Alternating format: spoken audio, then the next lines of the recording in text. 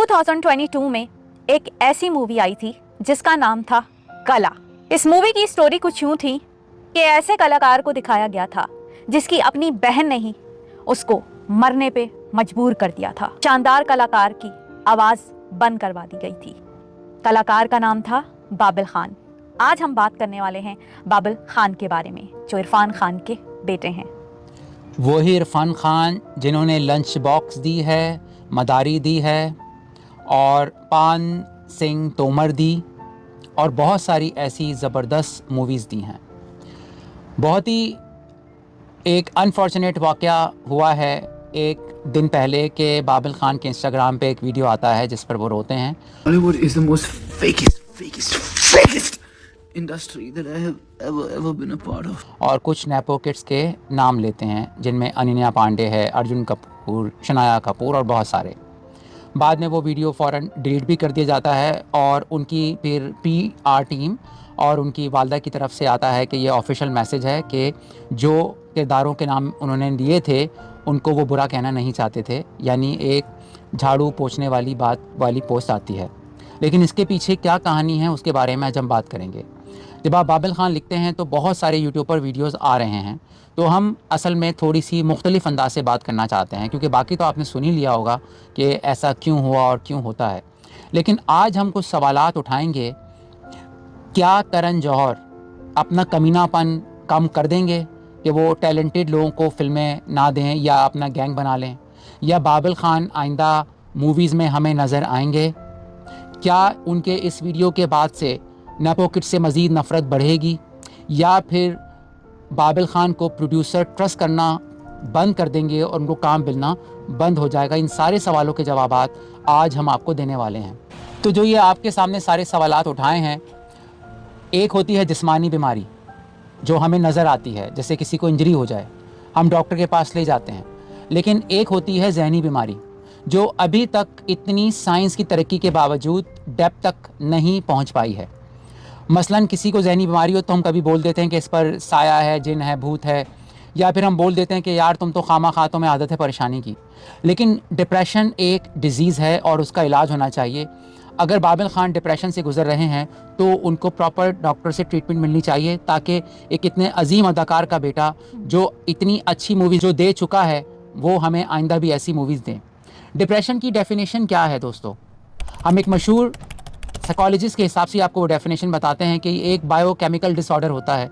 हमारे जिस्म में केमिकल्स हैं, उनका जब डिसऑर्डर होता है तो हमारा जो जेनेटिक कंपोनेंट है वो उसके साथ मिलकर हमारी ज़िंदगी में ऐसा इन्फ्लुएंस करता है कि हम सनराइज़ को अप्रिशिएट नहीं करते, खुशी नहीं लगती है, तो हमें हर तरफ उदासी नज़र आती है, हालांकि हमारे सामने खुशियाँ मौजूद होती हैं।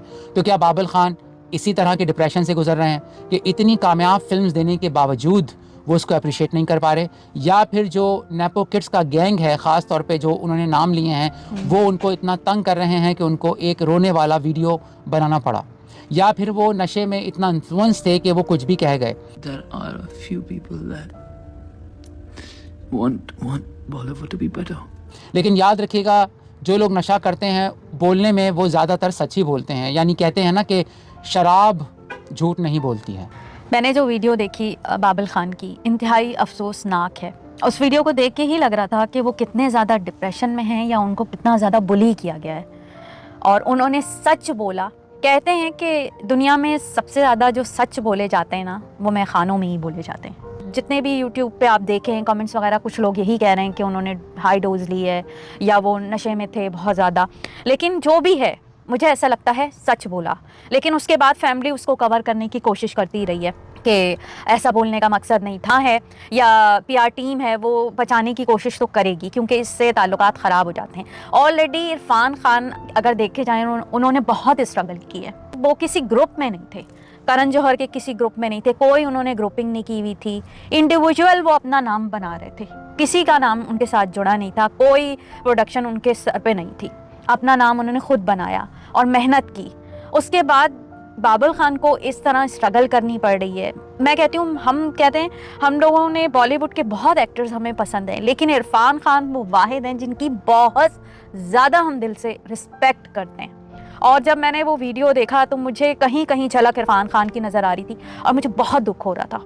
सीरियसली बहुत दुख हुआ है ये देखकर कि वाकई ग्रुपिंग, और जो लोग चीखते हैं कि नेपोटिज्म और ग्रुपिंग है और आप ग्रुप में शामिल नहीं हो या आप फेमस नहीं हो, तो वाकई बॉलीवुड में कहीं कहीं लगता है कि वाकई फेक लोग हैं जो अपने स्माइल लेके फेक एक दूसरे के गले लग रहे होते हैं।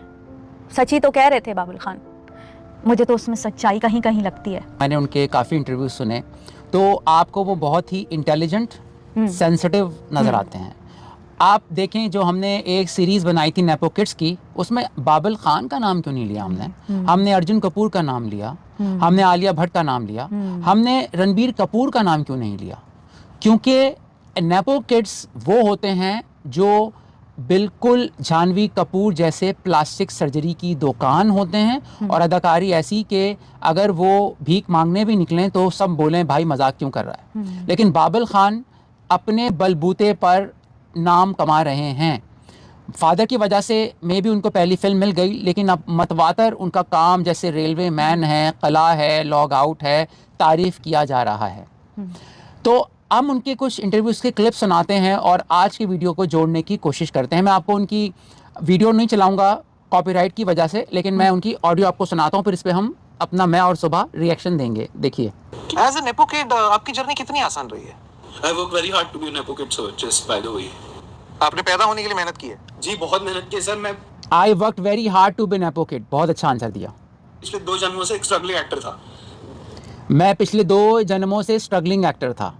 मतलब मजाक किया जा रहा है, लेकिन उस पर भी इनका सेंस ऑफ ह्यूमर चेक कीजिएगा। इतना स्ट्रगल करने के बाद फाइनली मेरे को तीसरे जन्म में एक स्टार के घर पे पैदा होने का मौका मिला। अच्छा। Yes. मतलब बॉलीवुड में हीरो बनने के लिए 2-3 पुनर्जन्म तो चाहिए मिनिमम। ओम शांति ओम डॉक्यूमेंट्री थी, उसको बाद में फीचर बनाया गया है। बाबिल, इसलिए आपकी ट्रोलिंग होती है। कैसी उटपटांग बातें करते हो आप? मैं sir I am actually very grateful, क्योंकि आप सोचो इतने लोग हैं, उसके बीच में किसकी ट्रोलिंग हो रही है? मेरी। मैं चुना गया हूँ। मैंने 3 फिल्में की, मेरे कितने फॉलोअर्स थे? Around 1.5 lakh something. सर मेरी 2 बार ट्रोलिंग हुई है। I have partnered with 1.2 million followers. देखें इन्होंने अपनी कितनी ज़बरदस्त अंदाज से प्रेजेंटेशन की कि मेरे 1.5 लाख फॉलोवर थे सिर्फ जब ये इरफान खान के बेटे थे, लेकिन जब इन्होंने 2 से 3 फिल्म्स की, इनके 1.25 मिलियन फॉलोवर हो गए। इंस्टाग्राम पे इतनी ही है इनके फॉलोवर, मेरे ख्याल में इंस्टा की बात कर रहे हैं। तो ये टैलेंट से बनाए इन्होंने अपने फॉलोवर। ठीक है, अब अगला सुनते हैं। Trollings happen as a public figure. There are trollings happening. So does it affect you as a person? Do you take it personally, or do you just stay away? Of course, when it happens for the first time, it hurts a lot. इनसे host ने पूछा कि आप trolling को personal लेते हैं? इन्होंने बोला हाँ मैं इसको पर्सनल लेता हूँ। उसका मतलब एक सेंसिटिव अदाकार है। मैं आपको एक और बात बताऊँ दोस्तों, मेरे जब से फादर की डेथ हुई मैं उनको तकरीबन रोज़ सोचता हूँ। तो इनके ये बहुत, मेरी तो बड़ी एज में मेरे अब्बू की डेथ हुई, लेकिन ये यंग है, अभी 26 साल के हैं। तो जो यंग बच्चा होता है एक मतलब अभी टीनेजर से बाहर आए हैं, तो अगर ये इरफान खान को मिस कर रहे हैं, ये भी एक रीज़न हो सकता है कि इन्होंने ज़्यादा ड्रिंक कर लिया, कुछ और हो गया हो। जो इमोशंस हैं उनको भी समझना पड़ेगा। You can decide how you treat social. इनको ट्रोल किया गया था फर्स्ट टाइम जब एक एक्टर से ये किसी रेड कारपेट पे या किसी शो में टकरा गए थे, तो एकदम ये पलटे और इन्होंने सॉरी सॉरी सॉरी कुछ ज़्यादा बोला। मतलब ये घबरा गए थे थोड़ा सा, तो उस पर लोगों ने इनको इतना ट्रोल किया कि वीडियोस बना लिए। देखें, ट्रोलिंग करें, लेकिन ऐसा ना करें कि कोई बहुत ज़्यादा अपने दिल पे ले ले। कुछ लोग बहुत सेंसिटिव होते हैं। मैं नहीं क्या समझती कि हर कोई नेपो किड्स की तरह आके ऊपर चिल्लाना ही शुरू कर देता है कि लाइक आलिया चिल्ला गई थी कि मेरे ऊपर स्नेक बना रहे हैं, मुझे नेपो कर रहे हैं, नेपो किड कह रहे हैं। यानी कुछ लोगों को कोई फ़र्क नहीं पड़ता और कुछ लोग बहुत सेंसिटिव होते हैं लाइक हिम। ये इतने सेंसिटिव हो गए, ट्रोलता बोलते हैं कि मुझ पर बहुत असर होता है। तो अगर कभी ट्रोल करो किसी को, तो सामने वाले की पर्सनैलिटी भी सामने रखनी चाहिए। You don't have to let it overwhelm me. I used to let it overwhelm me because I used to depend on the validation, just like Right. this man. But yeah, if you just balance the consumption and use it as a tool for creativity, social media is actually great for us. But बात इन्होंने सही की कि balance करना चाहिए, लेकिन कल बेचारे से बैलेंस नहीं हो पाया, जिस पे हमारी इनके साथ पूरी सिंपैथी है। we have a habit. It's our human nature to use something to the extreme where it becomes, poison. I don't think social media is the problem. I think our approach towards The consumption. yeah. Social media problem नहीं है। Ruling. So what do you think about that? I don't think about it at all, honestly, because I don't have time to think. If I think about it, then I won't be able to work. Because इनसे I पूछा कि trolling के बारे में क्या करते हो, कह रहे हैं मेरे पास टाइम नहीं है सोचने का, वरना मैं काम कब करूँगा, लेकिन बेचारे से कल गलती हुई है। इस गलती को मैं इसलिए बोल रहा हूँ कि शायद उनकी जो तकलीफ़ थी उसको मैं गलती कहूँगा ना, यानी उनको जो तकलीफ़ हुई है उसका इलाज होना चाहिए। जैसे मैंने शुरू में डिप्रेशन के बारे में बोला, क्या होता है ये। Any advice that your dad gave you that stuck with you? इनसे पूछा कि कोई ऐसी एडवाइस जो आपके इरफान खान डैडी ने दी, तो देखें क्या एडवाइस दी है। Yeah, lots of advice, but mostly it's that don't take yourself too seriously. You know? इनको इनके डैडी इरफान खान जो अजीम अदाकार हैं उन्होंने कहा कि don't take yourself so seriously. तो आज इरफान खान ज़िंदा होते तो शायद ये करते भी नहीं, क्योंकि वो उनका साथ देते कि बेटा ये मत करो, या वो समझाते या उनको सुनते। इन्होंने इंटरव्यू में बोला कि इरफान खान सुनते बहुत अच्छा थे, he was very good listener. वो इतना बड़ा अदाकार था कि वो अच्छा सुनता होगा, चाहे वो राइटर हो चाहे वो डायरेक्टर हो, तो वो यहाँ तक पहुँचा था ना। इनसे पूछा कि आपको किसी ने अगर ब्लॉक किया हो तो इसका जवाब देखें क्या देते हैं। तो गायब हो जाती है। मतलब ब्लॉक करते हो तो आप हाँ वो हाँ उसको डीपी देखना कोई बंद कर वो था एक नहीं था बिकॉज ऑफ थी इन्होंने ब्लॉक किसी को किया, किसी की थी की वजह से। तो सेंस ऑफ ह्यूमर भी इनका बहुत अच्छा है, तो इंटरव्यू अच्छा देते हैं ये। प्रेशर ले लिया तो मैंने चैट जीपीटी से पूछ लिया बाबिल हाउ डज कह रहे हैं कि मैंने जब प्रेशर ले लिया तो मैंने चैट जीपीटी से अपना नाम लिख के पूछा कि भाई बाबिल खान क्या करे। अब चैट जीपीटी भी ने इनके बारे में पूरी हिस्ट्री बता दी, अब्बा तुम्हारी ये करते थे, अम्मी तुम्हारी ये करती थी। देखिए how should Babil handle pressure how should Babil handle pressure. मत दिया होगा सर पूरा ऐसे दिया भाई। मैंने लोगों को एक्चुअली किसी ने मुझसे यानी ये वो नेपो किड है जो 5 लाख का बैग लेके या BMW में नहीं फिरता, बल्कि अदाकारी सीखने और करने के लिए प्रेशर लेता है। यही मैंने आपको सुनाना था दोस्त। मुझे लगता है कि ये काम करेंगे, इनको काम मिलेगा, टैलेंट को कोई भी नहीं रोक सकता। ये एक वाकया हो जाता है, इट्स ओके। जो भी इनके साथ इंसिडेंट ये हुआ है, मतलब उसको पब्लिक ना डिस्कस करे और लोग सीरियसली लें उनको, और उन्हें मीडिया में चांस मिलना चाहिए, फिल्म में चांस मिलना चाहिए, और बहुत टैलेंटेड एक्टर हैं वो जी। और आप ये देखें, अनन्या पांडे ने इस वाक़े के बाद भी अपनी पोस्ट पे मार्केटिंग करना बंद नहीं की है, और सारे अनन्या पांडे को इनके रोने के बाद कह रहे हैं कि एक को किसी ने लिखा है, only reason you are in Bollywood is because of your parents, otherwise you won't be known by anyone. तो सारे इनको हेट कर रहे हैं अनन्या पांडे को, और इस पे इनको बोल रहे हैं कि तुम जिम्मेदार हो बाबिल खान की आज इस हालत की। बाबिल खान को सपोर्ट करने के लिए इनके इंस्टाग्राम पे आए हैं सारे अनन्या पांडे के। एक ने लिखा है, you deserve every bit of hating and trolling after Babil story. तो आप देख रहे हैं कि मैं कह रहा हूँ ना कि बाबिल खान सक्सेसफुल हैं, और जो इन्होंने एक्सपोज किया है वो ऐसा होगा। अगर इसके साथ ही आपको वीडियो पसंद आया हो तो इसको लाइक कीजिएगा, शेयर कीजिएगा। देखते रहिए लाइफ विद सुबह शाम एंटरटेनमेंट आपके नाम।